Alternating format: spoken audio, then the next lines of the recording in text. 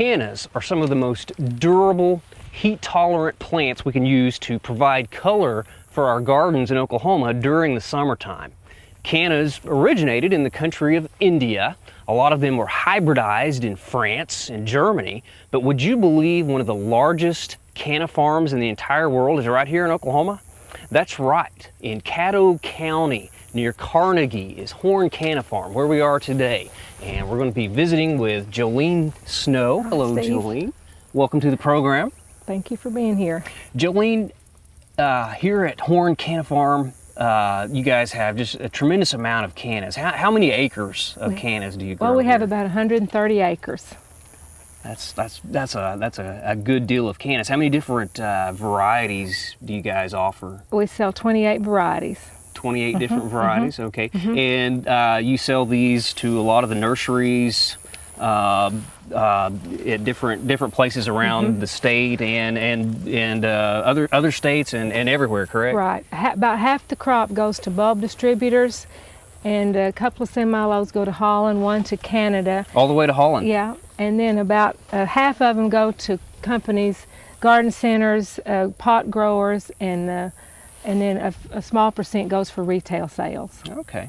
So you guys do a little bit of the retail sales here, and about when in the year would you start doing the retail sales About here? the middle of March. Yeah, Okay. people come out here and get cannas. Okay, and you even sell a few online. Oh yeah, we have a website, and that's a really good way to do it, cannas.net.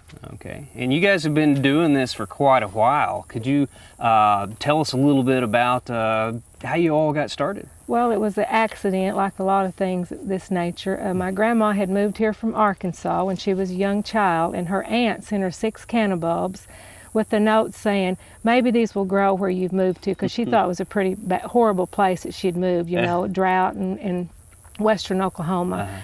And Grandpa at the time had a peddling business where they raised vegetables, berries, melons, and took them around to the local towns. Well, before long, they had cannas in the garden and cannas in the field, and he started selling the cannas and began selling more cannas than vegetables, which I always thought was interesting because it was a depression. Why were people buying flowers? But you know, we always give ourselves a little treat. Yeah. And eventually, Daddy traded that business from his daddy for a Jersey calf, and I'm glad about that, because I think a dairy would be a lot more work than this. I think and so. It wouldn't be this pretty. Wouldn't be as colorful. No, but that canna that they started with was about 12 feet tall, had a very small flower, and you wouldn't even want it today, but it did make a lot of bulbs. Okay. Well, so that was then, and this is now, and you guys have obviously sold lots of these all around the world, and I think it's so incredible and so neat that you're here in Oklahoma. Right. I think it's wonderful. Right. It's not a common thing out here in wheat, cattle, and peanut country. Yeah. So which canna is your favorite? Well, I change from year to year, but I love this canna. This is called Rosman Cold. This one here? It has extra large blooms. It blooms early. It blooms all summer, like most of the cannas, but it blooms exceptionally well. Really, really large inflorescences on those.